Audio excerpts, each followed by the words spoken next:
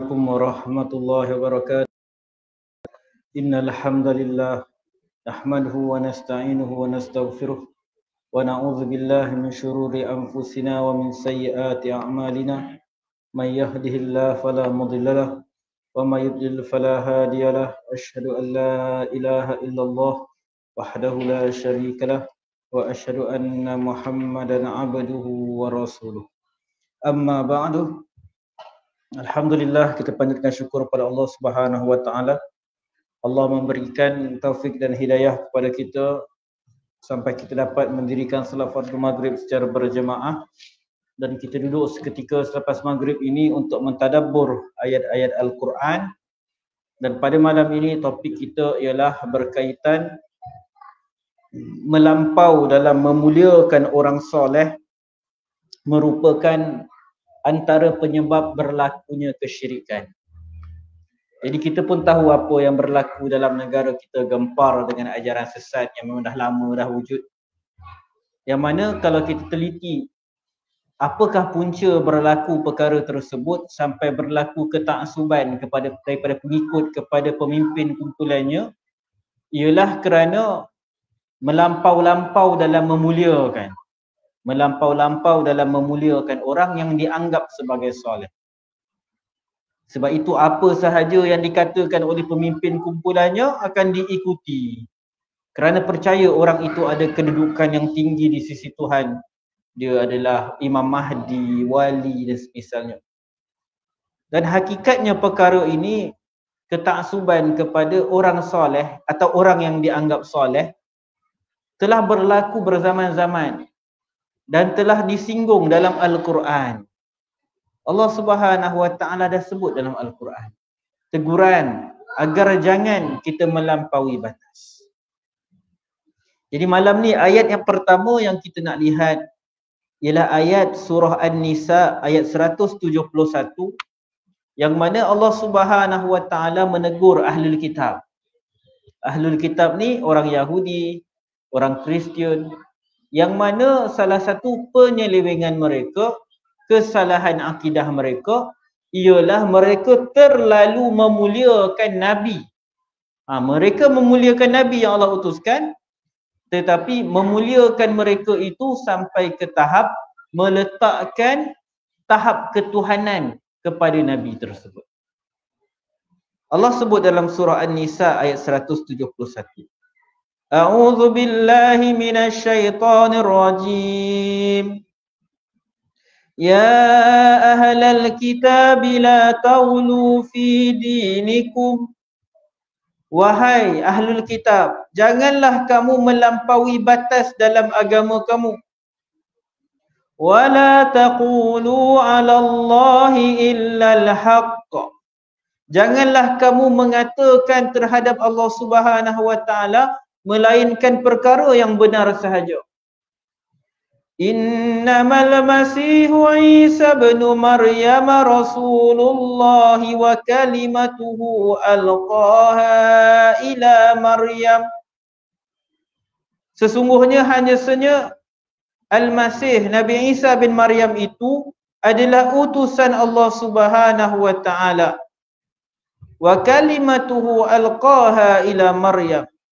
Dan kalimahnya yang diutuskan kepada Maryam, dan waruhum minah, dan ruh daripadanya.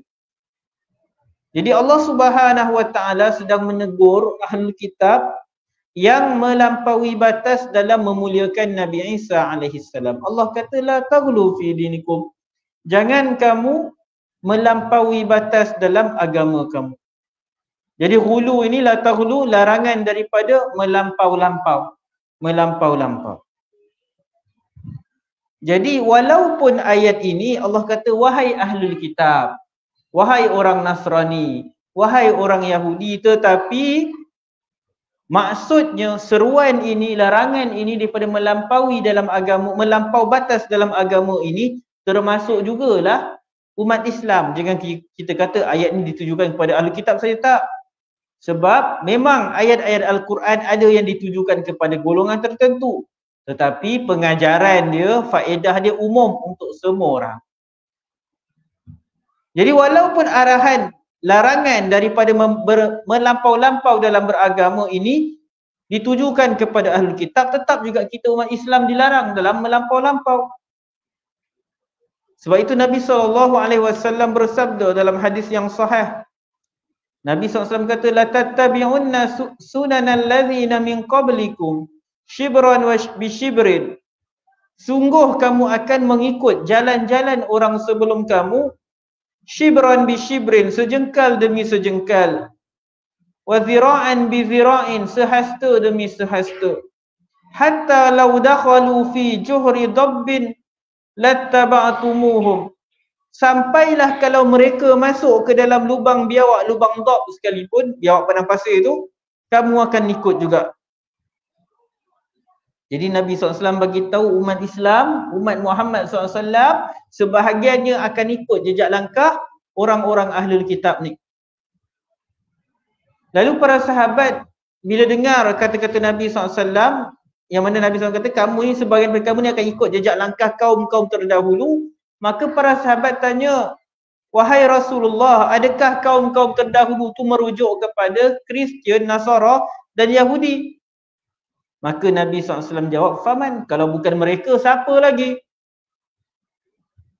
Jadi akan ada di kalangan umat kita yang melampau-lampau ikut. Sebagaimana ada orang di kalangan Ahlul Kitab yang melampau-lampau mengangkat tokoh-tokoh mereka sampai ke tahap ketuhanan, maka itu akan berlaku dalam sebahagian umat Islam. Sebab itu salah satu kesesatan mereka.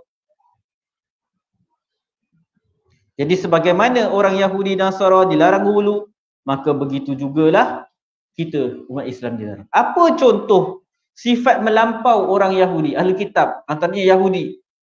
Mereka hulu terhadap Al-Uzair. Uzair. Mereka kata apa? Allah Subhanahu wa taala sebut dalam surah At-Taubah ayat 30. Wa qalatil yahudu Uzairun ibnullah. Orang-orang Yahudi berkata Uzair itu adalah anak Allah Subhanahu wa taala. Wa qalatin nasara al-masih ibnullah. Orang-orang Nasrani pula menyatakan bahawa Al-Masih, iaitu Nabi Isa itu adalah anak lelaki Allah Subhanahu wa taala. Jadi orang Yahudi kata Uzair anak Allah.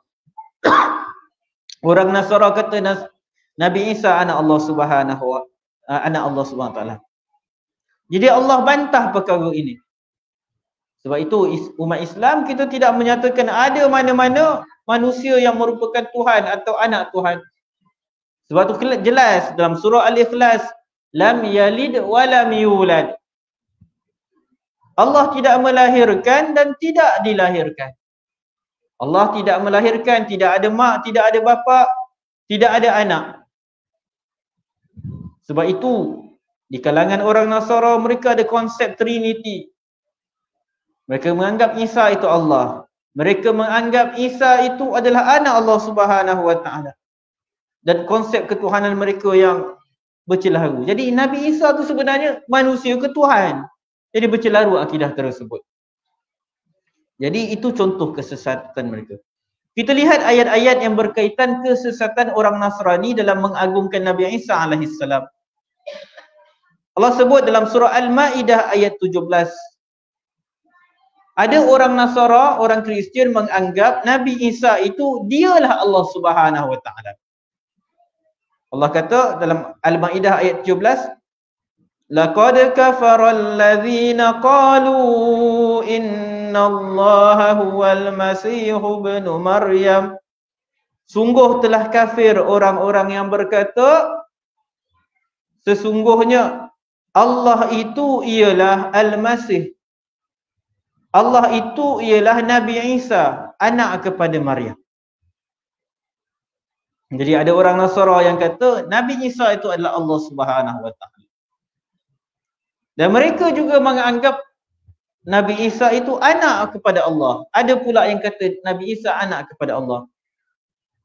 Dalam surah Maryam ayat 88 kata Allah, wa qalu ittakhadhar rahmanu walada. Mereka berkata Tuhan yang Maha Pemurah itu mempunyai anak. Mereka menyatakan Tuhan Allah Subhanahu Wa Taala itu mempunyai anak. Dan yang ketiga dalam Al-Quran, Allah sebutkan tentang akidah orang Nasrani tentang Trinity. Ada Tuhan Anak, ada Tuhan Bapa, ada Ruhul Kudus. Allah kata dalam surah Al-Ma'idah ayat 73, laqad kafara allazina qalu innallaha thalithu thalatha. Sungguh kafirlah orang yang menyatakan bahawasanya Allah itu adalah salah satu daripada yang tiga. Jadi itulah masalah akidah yang berlaku dalam orang Nasrani. Bagaimana mereka menyelewengkan ajaran Nabi Isa yang sebenar, yang mana Nabi Isa alaihi salam melarang umatnya daripada mensyirikkan Allah Subhanahu Wa Taala. Nabi Isa tak dakwa dia anak Allah. Nabi Isa alaihi salam tak dakwa diri dia adalah Allah Subhanahu Wa Taala. Tetapi orang-orang yang memuliakan Nabi Isa telah melampaui batas. Jadi kalau kita baca pendetilan tentang agama Kristian, adalah mereka pun ada mazhab-mazhab mereka. Ada juga di kalangan mereka yang tidak menyatakan Nabi Isa alaihi salam itu sebagai Tuhan atau anak Tuhan. Mereka kata makhluklah manusia. Cuma mereka beranggapan bahawa Tuhan telah bersatu dengan Nabi Isa alaihi salam. Mereka beranggapan Allah itu berada di dalam Nabi Isa sebagaimana air berada dalam gelas. Allah ada kat dalam Nabi. Itu kalau dalam sebahagian orang Islam terpengaruh dengan ajaran ini, mereka letakkan perkara yang sama kepada Nabi SAW. Ada yang percaya pada fahaman wahdatul wujud dan misalnya panjanglah. Jadi ringkasnya, kefahaman yang menyatakan Tuhan bersatu dengan makhluk, kefahaman yang sesat. Kefahaman yang sesat. Dan ada banyak lagi lah. Bahkan ada di kalangan orang Nasara yang memang tak percaya benda ni. Mereka beranggapan bahawa Nabi Isa ini dia Tuhan. Dan bukan Tuhan, mereka beranggapan Nabi Isa ni Rasul, manusia, bukan Tuhan, tak bersatu dengan Tuhan pun. Tapi mereka tetap kafir. Kerana apa? Kerana mereka menolak kenabian Nabi SAW. Mereka tak syirik. Tapi bila tak terima syariat Nabi SAW sebagai Rasul, maka tak dikira sebagai Muslim, dikira sebagai kafir. Jadi Allah Subhanahu Wa Taala sebut dalam Al-Quran, tegur tentang perkara ini.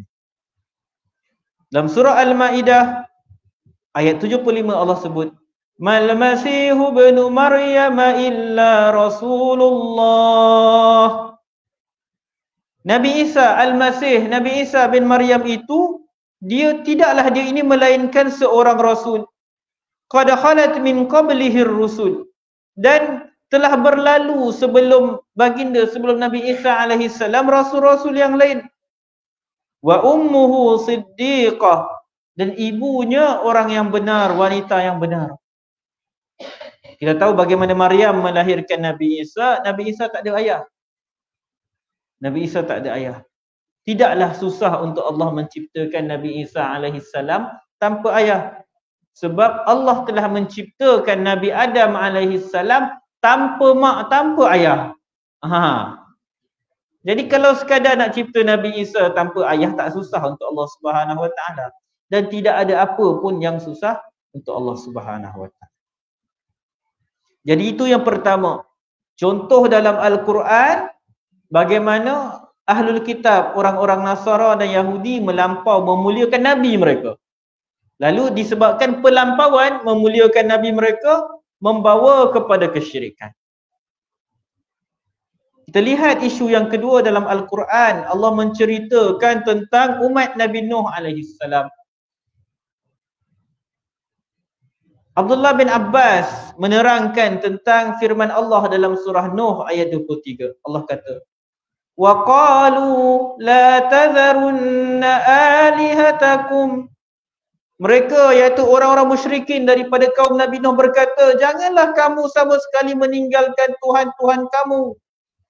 Wala tadharunna waddan wala suwa'a. Jangan kamu tinggalkan menyembah Wad, nama berhala. Suwa', nama berhala. wala yaghutsa wa ya'uqa wa nasra. Jangan tinggalkan berhala Yaghus, jangan tinggalkan berhala Ya'uq, jangan tinggalkan berhala Nasr. Jadi apa kata Abdullah bin Abbas tentang ayat ni? Abdullah bin Abbas kata semua ni adalah nama-nama orang soleh daripada kalangan kaum Nabi Nuh alaihi salam. Ketika mereka meninggal dunia, syaitan telah membisikkan kepada kaum mereka untuk membuat patung-patung mereka dan meletakkan di tempat-tempat yang biasa mereka duduk waktu mereka hidup. Syaitan juga membisikkan kepada mereka untuk menamakan patung-patung tersebut dengan nama orang-orang soleh. Lalu disebabkan apa? Sebab mereka bukan nak sembah patung tu pada asalnya. Mereka nak muliakan orang soleh yang dah meninggal dunia tersebut, termakan dengan hasutan syaitan, maka dibuatlah patung-patung tersebut. Lalu berlalulah zaman sampai akhirnya generasi pertama yang bina patung tu meninggal dunia. Datang generasi baru, mereka terus sembah patung-patung tersebut. Apa pada asalnya? Mereka nak muliakan orang soleh dengan cara membuat patung-patung. Sebab tu dalam Islam tuan-tuan, kita tak dibenarkan untuk buat patung, patung manusia. Patung benda hidup, haiwan pun kita dilarang, terkecualilah untuk patung mainan kanak-kanak tu lain. Ini kan pula patung pemimpin, kan sebahagian negara, na'udzubillah min zalik, kadang-kadang ada sebahagian negara umat Islam buat patung orang hidup, patung pemimpin besar-besar dekat ibu negara mereka, patung raja misalnya, patung menteri mereka. Tak boleh. Bercanggah dengan ajaran Islam. Al-Quran dah jelas bab ni. Sebab tu tuan-tuan, kalau kita dapati kenapa dalam kalangan ajaran sesat yang banyak yang berlaku hari ni, bukan yang baru-baru ni saja, GISB tu saja, ada banyak ajaran sesat, kita akan dapati mereka berkongsi satu perkara yang sama, iaitu mereka sangat mengagungkan pemimpin mereka. Akan ditanam dalam diri pengikut mereka, pemimpin mereka ni soleh, wali Allah, ada macam-macam lah karamah, itulah, inilah, itu. Sebab apa? Supaya pengikut itu ta'assub, sentiasa taat kepada pemimpin. Pemimpin kumpulan suruh buat itu, mereka buat. Suruh buat ini, mereka buat. Mereka dah tak fikir. Dan apa bentuk cara doktrinisasi itu berlaku? Sebab secara normalnya kita ni manusia normal, kalau kita taklah bijak pandai agama sangat, tapi kalau orang suruh kita ta'assub dengan orang lain, kita tak nak, macam merepek. Tapi macam mana benda tu bermula? Mula-mula digambarkan dia orang soleh. Kemudian mulalah didoktrinkan dengan sering disebut-sebut. Tu kita tengok ada kumpulan jasad yang baru ni, yang tular ni. Ada lagu-lagu mereka memuji-muji pemimpin mereka. Itu cara nak bagi tanam ta'assub. Setiap kali berdoa kena sebut nama tok guru mereka. Ini banyak kumpulan buat benda sama tuan-tuan. Apa lagi? Bila beribadah, ada sebahagian kumpulan, bila nak solat, nak ibadah, kena bayangkan muka tuan guru mereka. Dengan alasan nak bagi khusyuk. Ada yang nak tidur kena seru nama wali. Saya dulu tahu ada orang dia bila seru tidur dia ajar. Sekecil-kecil saya pernah dengar orang ajar. Bila nak tidur baca ni, Ya Mahdi, Ya Mahdali, Ya Saman, Ya Saman. Kita waktu kecil tak tahu benda. Bila dah besar, siapa Ya Mahdi, Mahdali, Saman, siapa? Cari nama, ini orang-orang yang dianggap orang soleh. Bayangkan sebelum tidur dia suruh seru nama orang-orang tu. Sedangkan kita Nabi SAW ajar sebelum tidur buat apa? Baca ayat kursi, baca doa sebelum tidur. Kita pergi seru nama orang buat apa? Ada sebahagian kumpulan pula sebelum mereka nak berdoa, mereka akan sebut madad. Madad tu minta tolong. Madad ya Sayyidi, dan sebutlah nama syekh-syekh ketua kumpulan mereka yang dah meninggal dunia. Minta pertolongan, minta orang yang dah mati tu untuk doakan mereka, tolong mereka. Jadi semua itu adalah bentuk doktrinisasi yang mana pengakhirannya akan menyebabkan sebahagian daripada orang yang ta'assub ini akan sampai ke tahap mensyirikkan pemimpin mereka, orang yang mereka anggap soleh itu dengan Allah Subhanahu Wa Taala. Jadi ini bukan kita cerita reka, orang kata, alah ustaz ni itu pun nak hormat orang soleh pun tak boleh. Ini Al-Quran yang dah bagi tahu kita. Itu punca kesyirikan yang berlaku. Ketika Nabi Nuh datang berdakwah kepada kaumnya agar mereka meninggalkan sesembahan-sesembahan mereka, maka para pembesar-pembesar kaum menyuruh jangan mereka meninggalkan berhala-berhala yang disembah itu. Jadi orang-orang musyrikin ni pun saling menasihati antara satu sama lain. Jangan dengar kata Nabi Nuh tu. Jangan tinggalkan benda yang kita sembah ni. Inilah asal kesyirikan yang berlaku di muka bumi, tuan-tuan. Syirik tidak berlaku semenjak zaman Nabi Adam, tak. Daripada zaman Nabi Adam alaihissalam sampai 10 generasi berikutnya, sampailah diutuskan Nabi Nuh alaihissalam. Kesyirikan pertama yang berlaku kepada umat Nabi Nuh alaihissalam. Dan ini cerita dia. Kalaulah kita faham Al-Quran betul-betul, tadabbur ayat Quran, kita akan sangat sensitif tentang perkara ini. Berapa banyak kumpulan yang sering mendoktrin pengikut-pengikut dia untuk sentiasa mengagungkan pemimpin mereka. Tu yang sampai dekat kubur syekh mereka, bila dah mati mereka pergi kat kubur tersebut minta tolong dengan anggapan syekh tersebut di dalam kubur boleh bantu mereka. Dengan alasan mereka, kalau waktu hidup kita boleh jumpa orang soleh minta dia doakan kita, kenapa tak boleh pergi kat kubur orang soleh minta orang soleh tu doakan kita? Nampak itu yang berlaku. Dan akhirnya dia sampai ke satu tahap, ada yang percaya orang-orang soleh atau yang dipanggil wali di wali kutub ini, ada sebahagiannya mereka memegang kunci kawalan kepada alam dunia ni. Yang mana mereka, Allah bagi power, kuasa untuk kawal alam. Nampak dia dah sampai ke tahap tu. Siapa yang kawal alam? Allah Subhanahu Wa Taala. Tapi mereka kata ada wali-wali ini yang diberikan kunci mengawal alam, kuasa mengawal alam, autoriti kawal alam. Punca dia kat mana? Memuliakan orang soleh. Salah ke memuliakan orang soleh? Tak salah. Kita disuruh menghormati orang-orang yang baik, tapi ada batas dia. Dan jangan buat perkara-perkara yang akan menyebabkan manusia menjadi taksub kepada orang-orang soleh tersebut. Jadi lihat macam mana jerat syaitan. Syaitan bagi jerat yang sangat mendalam. Syaitan ni kita boleh kata dia sabar betul dalam nak sesatkan manusia. Pada awalnya umat Nabi Nuh ni buat patung bukan nak sembah. Mereka bukan nak sembah. Mereka nak ingat orang soleh tersebut. Supaya bila ingat orang soleh, teringatlah kepada apa yang dia ajar. Bersemangatlah kita nak buat amal ibadah.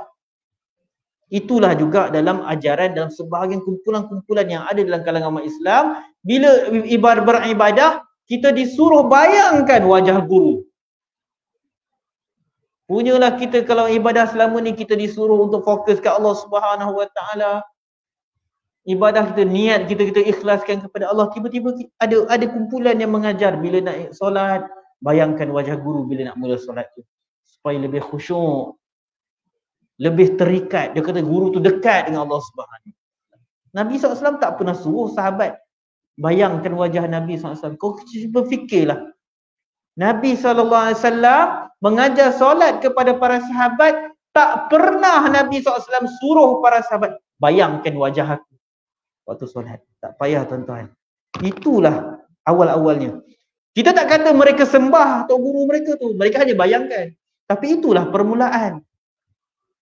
Melampau-lampau dalam beribadah. Ibadah fokus kita kepada siapa? Kepada Allah Subhanahu Wa Taala. Pada awalnya syaitan hanya menggoda kaum tersebut untuk buat patung-patung, untuk mengingati kebaikan orang-orang yang soleh tersebut. Dinukilkan daripada Muhammad bin Qais, bagaimana dalam tafsir At-Tabari, dia menyatakan Wad, Suwa', Ya'uth, Ya'uq dan Nasr, nama-nama berhala dalam surah An-Nuh tadi.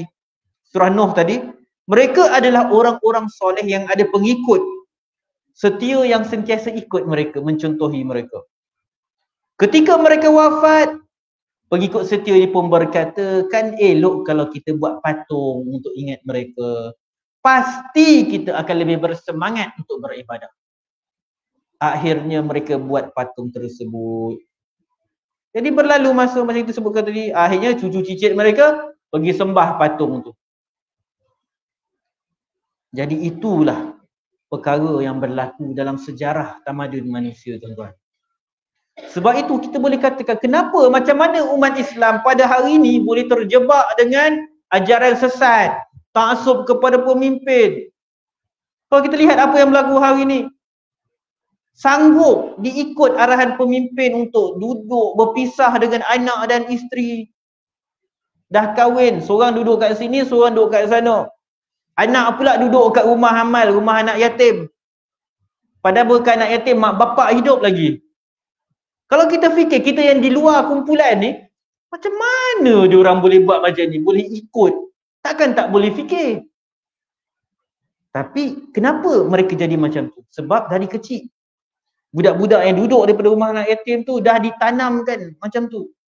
Percaya yang ni dia ni adalah pemuda baritan, yang dia di Imam Mahdi, kena ikut arahan dia. Saya tengok video tu ada macam mana video tu mereka sendiri yang publish. Sampai dia mengaku bahawa kita diajar untuk mentaati pemimpin kumpulan lebih daripada ibu bapa sendiri. Masalah kat situ. Kenapa? Sebab benda tu tak akan berlaku tiba-tiba. Tak adanya kita tiba-tiba hari ni orang datang, kau kena ikut cakap dia. Kita tak ada nak ikutnya. Tapi sebab sejak kecil ditanamkan macam tu. Lalu ikut membuta tuli tanpa boleh berfikir langsung. Seolah-olah pemimpin tu utusan Allah Subhanahu Wa Taala yang wajib diikuti satu persatu perkataan dia. Kenapa berlaku kita tinggalkan Quran? Kita tak tadabbur Al-Quran. Kita baca Al-Quran tuan-tuan sejak kecil. Tapi kita macam tak faham tentang perkara ni. Sebahagian orang bila kita ingatkan macam ni, jangan melampau-lampau dalam mengagungkan orang sendiri. Kita apa pula ni, apa salah kita? Al-Quran yang dah ajar kita, jangan melampau.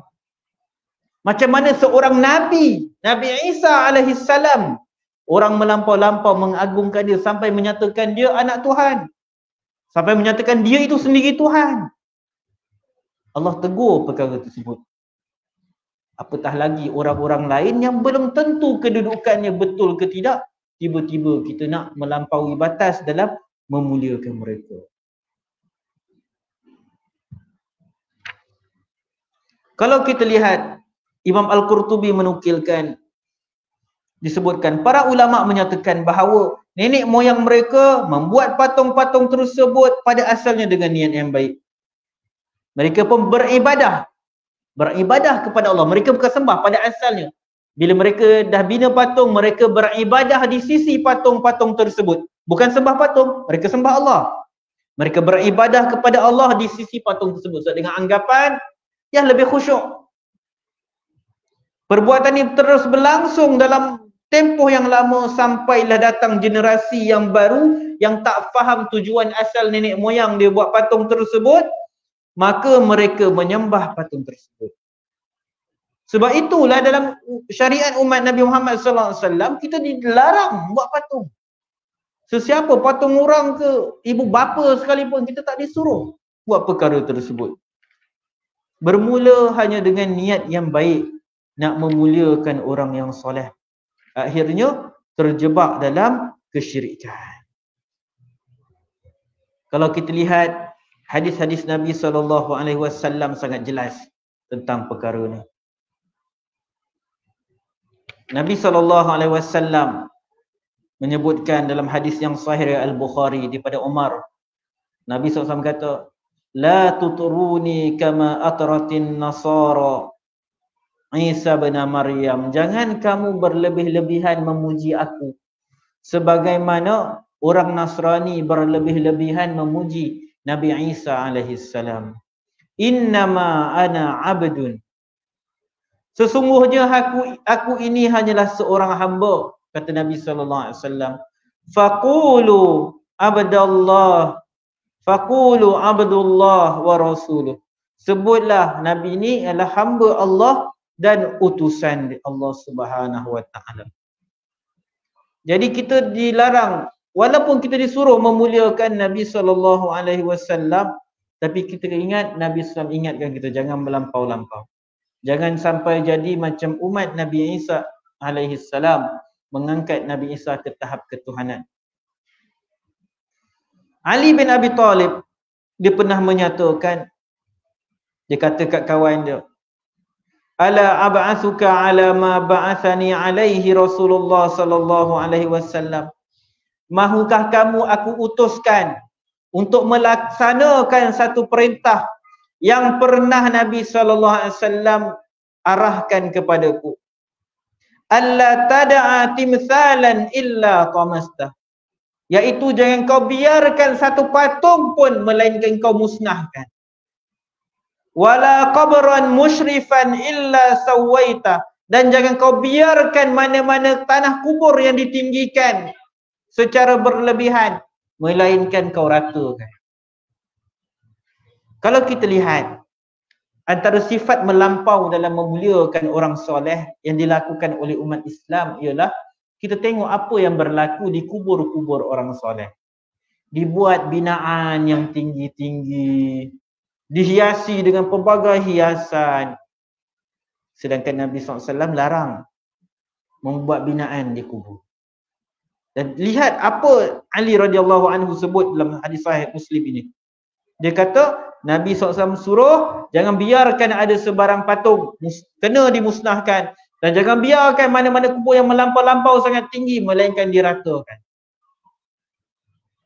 Jadi ini satu peringatan kepada kita. Bagaimana kita jauh daripada petunjuk Nabi SAW. Nabi SAW tinggalkan kita dengan petunjuk yang jelas, tuan-tuan. Nabi SAW tak suruh bina kubur baginda SAW besar-besar, tinggi-tinggi dan sebagainya.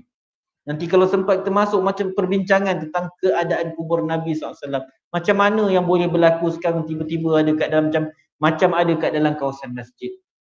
Adakah itu asalnya? Nanti kalau sampai pada bab tersebut kita bincang. Tapi nak bagi tahu kat sini bagaimana Nabi SAW sangat sensitif dengan perkara-perkara ni. Tadi Nabi SAW kata kat Umar, jangan melampau memuji aku sebagaimana Nabi Isa. Nabi suruh sebut, Nabi SAW suruh sebut, aku ni hamba. Nak bagi tahu, Nabi SAW ni hamba Allah. Bukan Tuhan, bukan Allah, bukan sebahagian daripada Allah SWT. Banyak dalam Al-Quran disebutkan status Nabi sebagai seorang hamba kepada Allah. Bukan menghina Nabi SAW. Itu satu status yang mulia. Dalam surah Al-Isra ayat 1, ketika Allah menceritakan peristiwa Isra, perjalanan Nabi SAW daripada Mekah ke Masjidil Aqsa, Allah kata apa? Subhanalladzi asra bi'abdi. Maha suci Allah yang memperjalankan hamba dia. Allah guna gelaran hamba kepada Nabi SAW. Jadi ada banyaklah ayat-ayat Al-Quran yang menceritakan bahawa Nabi SAW ni hamba Allah, bukan Tuhan. Nabi SAW sifat dia sifat manusia. Dia makan, dia minum, buang hajat. Nabi SAW berkahwin, melakukan hubungan seksual dengan pasangan baginda SAW. Nabi SAW tidur. Nabi SAW sakit. Dalam peperangan, Nabi SAW pernah cedera. Nabi SAW tak mengetahui perkara-perkara gaib. Jibril alaihissalam pernah datang jumpa Nabi SAW, tanya tentang hari kiamat. Nabi SAW kata, mal mas'ulu anha bi'a'lama minas sa'il. Tidaklah yang ditanya ni lebih tahu daripada yang bertanya. Nabi SAW tak tahu tentang hari kiamat. Kalau Nabi SAW Tuhan, mesti dia tahu. Nabi SAW hanya tahu apa yang Allah wahyukan kat Nabi SAW. Manusia tanya, orang ramai datang jumpa Nabi SAW, tanya tentang roh. Yas'alunaka 'anir ruh, yas'alunaka 'anis sa'ah. Mereka datang bertanya kepada kamu tentang roh. Mereka datang bertanya kepada kamu tentang hari kiamat. Adakah Nabi SAW dapat jawab? Tidak dapat. Sebab Nabi SAW manusia. Nabi SAW hanya akan dapat jawab apabila Allah wahyukan jawapannya. Nabi SAW diuji dengan satu fitnah yang menimpa keluarga baginda SAW. Aisyah radhiyallahu anha difitnah oleh orang-orang munafik. Kononnya dia buat perbuatan yang keji dengan seorang sahabat bernama Safwan. Bila tersebarnya fitnah tersebut, Nabi SAW tak tahu nak buat apa. Nabi SAW tak tahu isteri dia bersalah ke tidak bersalah. Nabi SAW hanya menunggu wahyu daripada Allah. Lama. Sampai Allah turunkan surah An-Nur menegaskan bahawa Aisyah radhiyallahu anha tak bersalah. Nak bagi tahu Nabi SAW tak tahu benda gaib. Hatta isteri dia bersalah ke tidak pun Nabi SAW tak tahu. Jadi kita tak mengangkat Nabi SAW melebihi status seorang hamba dan seorang rasul. Walaupun kita menyatakan Nabi SAW seorang hamba, manusia seperti kita, tapi kita tak jadi macam orang lain yang kata okey dia manusia macam kita, ikut sukalah nak ikut ke tidak. Tak, dalam Al-Quran surah Al-Kahfi ayat 110 Allah kata apa?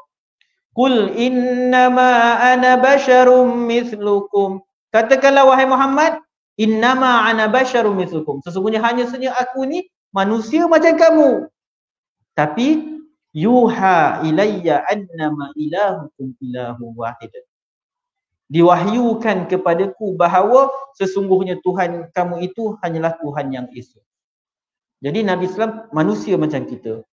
Tapi Nabi SAW mendapat wahyu daripada Allah Subhanahu Wa Taala. Sebab itu kita ikut Nabi SAW untuk mentauhidkan Allah. Nabi SAW membawa ajaran baginda SAW untuk mentauhidkan Allah, untuk menjauhkan manusia daripada syirik, mensyirikkan Allah Subhanahu Wa Taala dengan sesuatu yang lain. Itu ajaran Nabi SAW.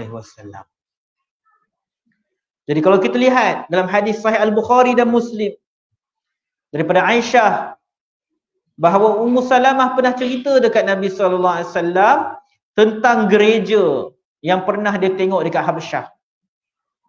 Bila dia kat Habsyah, Habsyah ni negara Kristian. Jadi ada gereja. Dia bagi tahu kat Nabi SAW, di dalam gereja tersebut terdapat gambar-gambar. Ada gambar-gambar lah, gambar. Kalau sekarang kan kat gereja-gereja ada yang patung, orang kata patung Mary itu Maryam lah. Mereka gambarkan, kan kadang ada patung perempuan kan, itu Maryam. Kita memuliakan Maryam, mak Nabi Isa alaihissalam.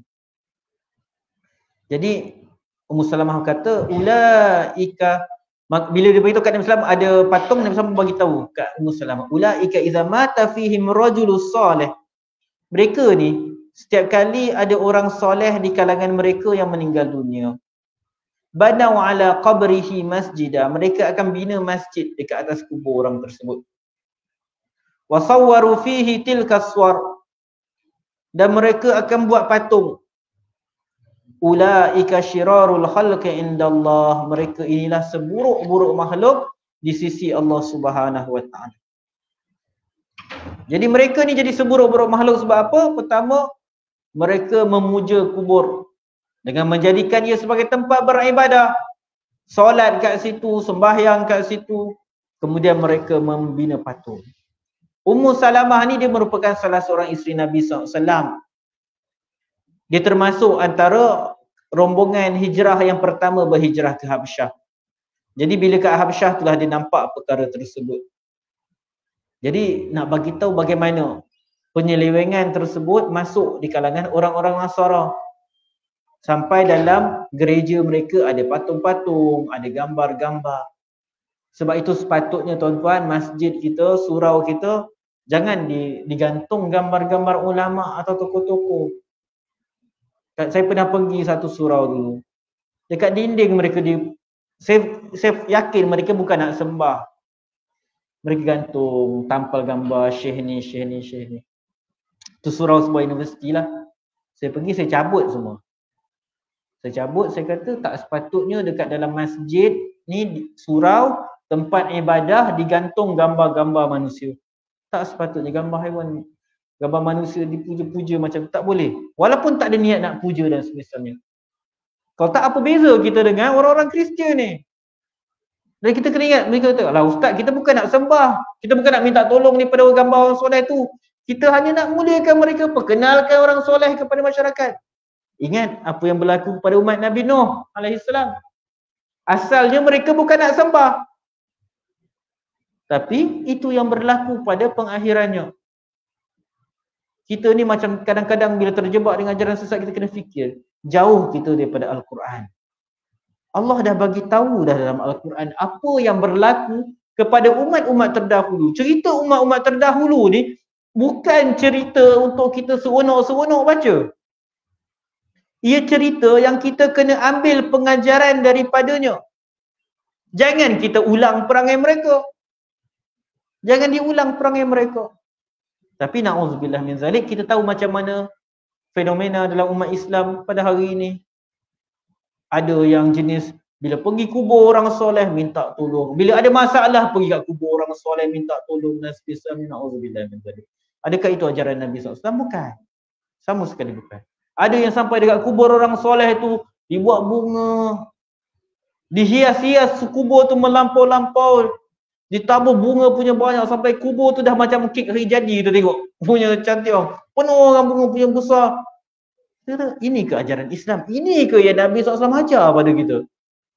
Bukan itu ajaran Nabi SAW.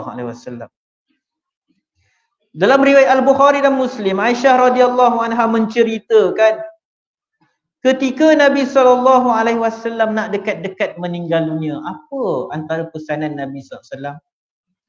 Ketika tengah sakit, nak dekat meninggal dunia, nafas dah terasa sesak. Apa Nabi SAW kata? La'natullah alal yahudi wan nasara. La'nat Allah kepada Yahudi dan Nasrani. Ittakhadhu qubur anbiya'ihim masajid. Mereka telah menjadikan kubur Nabi mereka sebagai masjid, sebagai tempat beribadah. Ada kita disuruh bersolat kat kubur? Tak. Nabi SAW tak suruh. Satu-satunya solat yang Nabi SAW dirikan kat kubur ialah solat jenazah. Yang mana jenazah tersebut tak sempat Nabi SAW solatkan. Dia kisah ada seorang wanita tukang sapu kat masjid. Dia meninggal dunia waktu malam. Jadi umat Islam uruskan jenazah dia dan mereka tak bagi tahu Nabi SAW. Mereka dah mandi, solat dan tanam. Jadi sebab dia tukang sapu kat masjid, mesti Nabi SAW perasan tiba-tiba dia dah lama tak nampak dia. Rupa-rupanya dia meninggal dunia. Jadi dia bisa minta tunjuk mana kubur dia. Nabi SAW pergi kat kubur tu, Nabi solat jenazah kat situ. Jadi boleh solat kat kubur. Satu-satunya solat yang boleh buat kat kubur, solat jenazah bila kita tak sempat solatkan jenazah sebelum dia dikebumikan. Kita berhenti seketika untuk azan. Sambung semasa insya-Allah.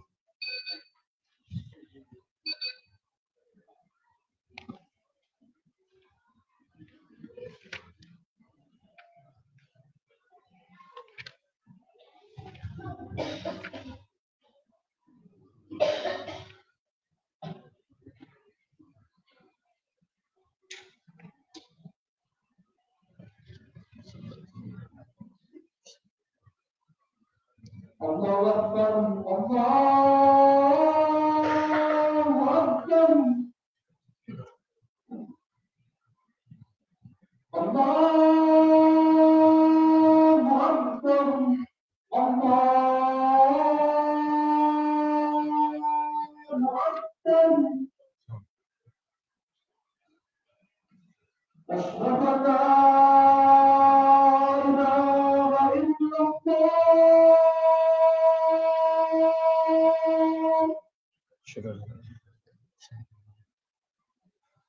أشهد أن لا إله إلا الله.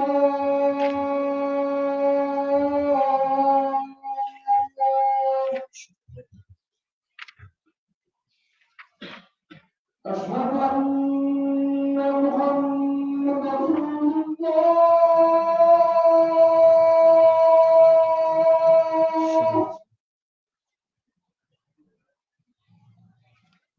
أشهد أن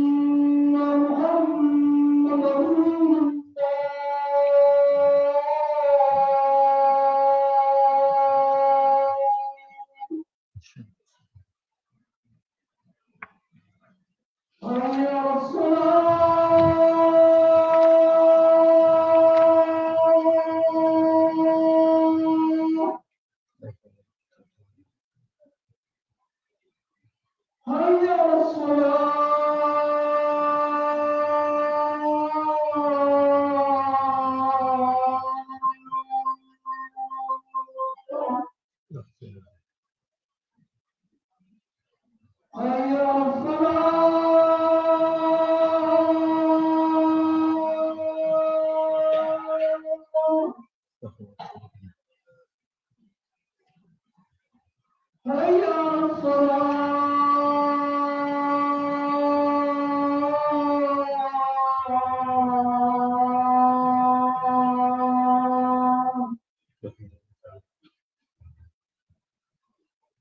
الله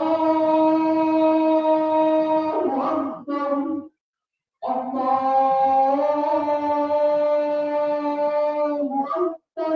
الله أكبر الله أكبر. لا إله إلا الله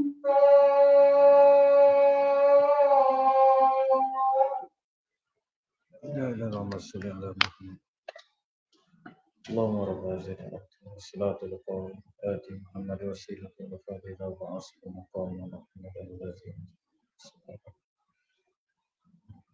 Bismillahirrahmanirrahim.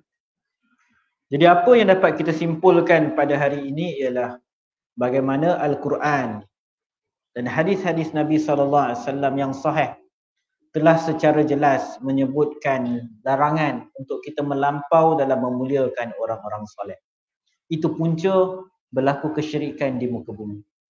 Dan kita boleh lihat itulah punca bertebarannya ajaran-ajaran sesat dalam kalangan umat Islam. Jadi kalau kita pergi mengaji, dalam pengajian tu asyik duk puji, tok syekh puji, syekh ni macam ni, syekh ni macam ni, syekh ni macam ni, kita kena berwaspada. Sepatutnya bila mengaji agama, fokus kita Allah kata macam ni, Nabi SAW cakap macam ni, ini yang Allah suruh, ini ayat Quran, ini hadis Nabi SAW. Bawa manusia kepada Allah dan Rasul.